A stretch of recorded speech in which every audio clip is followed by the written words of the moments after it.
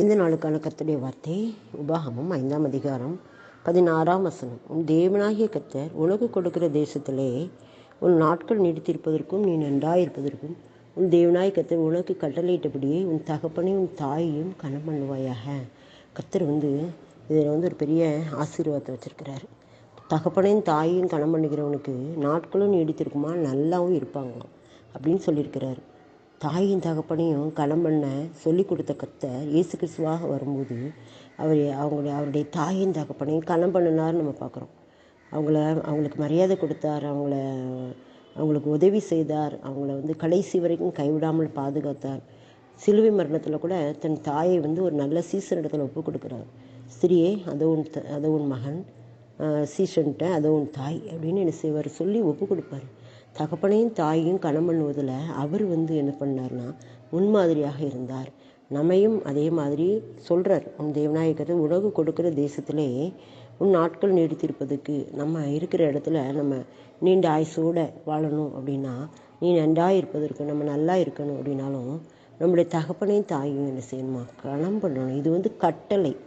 தேவனாகிய கர்த்தர் உனக்கு கட்டளையிட்டபடி 10 கட்டளைகளில் இது 4வது கற்பனையாக சொல்லப்படுகிறது. இந்த 4வது கற்பனையை நாம் கை கொள்ள வேண்டும் என்று சொல்லி கர்த்தர் நமக்கு என்ன செய்கிறார் சொல்கிறார். நாம் அதை கடைப்பிடிக்கிறோமா? நம்முடைய பூமியில் நமக்கு கொடுத்த தாயையும் தகப்பனையும் நாம் கனம் பண்ணுகிறோமா? கர்த்தர் நமக்கு கொடுத்த தகப்பன், கர்த்தர் நமக்கு கொடுத்த தாய், அவர்களை நாம் கனம் பண்ணுகிறோமா இல்லை தூஷிக்கிறோமா?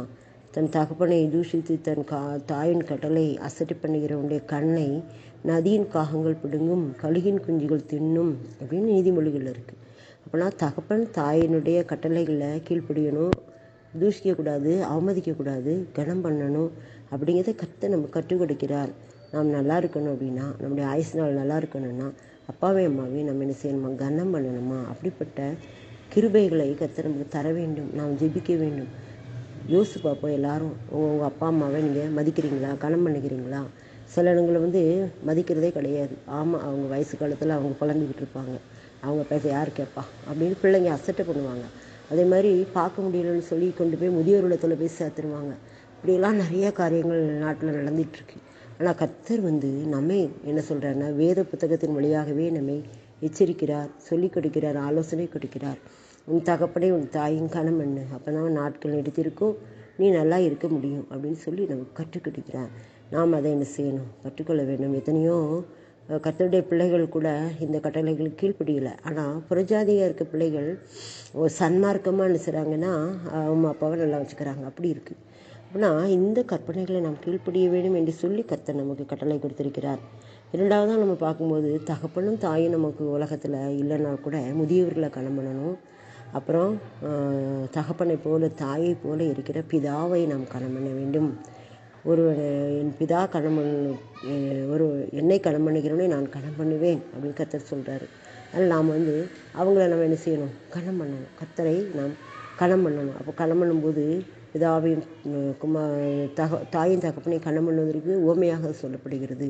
நம்ம பிதா நமக்கு ஒரு தாயும் தகப்பனுமாக இருக்கிறார். தாயை போன்ற மார்புடையவர், எல் ஷடாய், தாயை போன்ற மார்புடையவர். தகப்பனை போல நம்மை தோளில் சுமப்பவர், தாய் போன்று அணைத்து கொள்ளுபவர், தகப்பனை போல தோளில் சுமப்பவர். அப்போ தாயும் தகப்பனையும் கனம் பண்ணுவாயாக அப்படின்னா அவங்களையும் நம்ம ஆண்டவரையும் நம்ம கனம் பண்ண வேண்டும். அதுவும் இதில் அடங்குது.